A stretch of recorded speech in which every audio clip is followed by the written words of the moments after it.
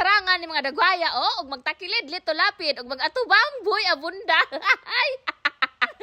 A day in my life as gwapa nga diwata nga tagapagmana sa mundo ng mga tao. Ang diwata ay anak pala ng CEO. For today's veggie time. Kaya pag-abot na po diri sa akong area of responsibility, may purok mo ni mga paghitabo nga akong nahabda. Nagtapok na po diri ang mga opisyalis sa akong purok. Ay! Ipatawag na po ni silang team leader. Nga diri kay magkurom na sa tana at ay bagong topic karon. Ay! Basta kag magatapok na sila, di magkatag, di kinamahitabo nga wala scatter. 10 times, 5 times. Nakapaldo na magkanila team leader nga mura magsimiluya. Ragpaldo na hewa mabalda kay di ana may sumsuman nga mura sa may ay kwaknet. Uyawag sumsuman ni makulbahinam, uy makulbaan masanta.